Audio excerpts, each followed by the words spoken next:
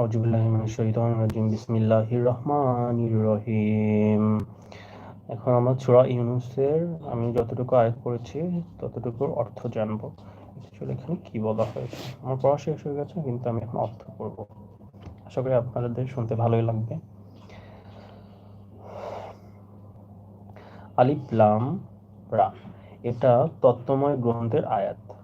মানুষের কাছে কি এটা আশ্চর্য তাদের মধ্য থেকে একজনকে এ ওহী দিলাম যে মানুষকে সতর্ক করো আর মুমিনদের সুসংবাদ দাও যে তাদের জন্য তাদের রবের কাছে উচ্চ মর্যাদা আছে। কাফেররা বলে, নিশ্চয়ই সে প্রকাশ্য জাদুকর। কাফেররা বলে, নিশ্চয়ই সে প্রকাশ্য জাদুকর। নিশ্চয়ই তোমাদের রব আল্লাহ, যিনি আকাশসমূহ ও পৃথিবী 6 দিনে সৃষ্টি করেছেন।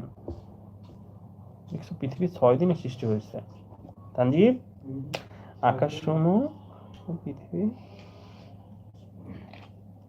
সৃষ্টি করেছেন। নিশ্চয়ই তোমাদের রব আল্লাহ, যিনি আকাশসমূহ ও পৃথিবী 6 দিনে সৃষ্টি করেছেন, পরে আরশের সমীসীন হয়েছেন। আরশের সমীসীন হয়েছেন মানে আরশে আসছেন না কিরকম তানজিব? নিশ্চয়ই তোমাদের রব আল্লাহ, যিনি আকাশসমূহ ও পৃথিবী 6 দিনে সৃষ্টি করেছেন, পরে আরশের সমাসীন হয়েছেন মানে আরশে আসছেন হয়তো আল্লাহ তাআলা, মানে আকাশ জমিন সব সৃষ্টি করার পরে আরশে আসছেন। তিনি প্রতিটি কাজের তত্ত্বাবধান করেন। তার অনুমতি ছাড়া সুপারিশকারী কেউ নেই। তার অনুমতি ছাড়া সুপারিশকারী কেউ নেই। তিনিই আল্লাহ। তিনি আল্লাহ তোমাদের রব, কাজী তোমরা তার দাসত্ব করো। তবুও কি তোমরা বুঝতে পারো না? টিকা।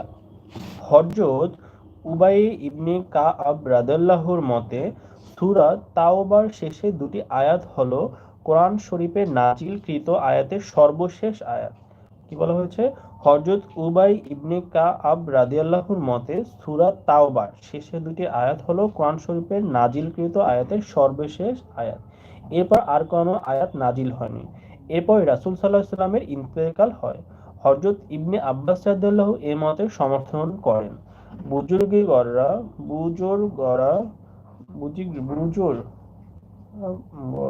বলেন, এই আয়াত পাঠ করে আল্লাহ তাআলা সকল ধরনের প্রয়োজন পূর্ণ করে দেন। বাবা সুন্দর কথা তো। সূরা তাওরাতের শেষ দুই আয়াত পাঠ করলে তারা সকল ধরনের প্রয়োজন পূর্ণ ও মর্যাদা বৃদ্ধি করেন।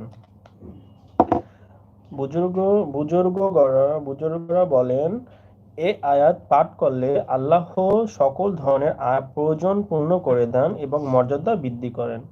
হযরত শিবলি রাদিয়াল্লাহু বলেন, আমি 80 বছর ধরে নামাজের পর এই আয়াত দুটি পাঠ করছি। ও বাবা। টিকা। সুবহানাল্লাহ। টিকা। পূজক কাফেররা বলতো, আশ্চর্যের কথা, আল্লাহ মানুষের উপর এমন মানুষকেই পয়গম্বর করে পাঠিয়েছেন যিনি একজন ইতিম। তদ্রে এই আয়াতটি নাজিল হয়।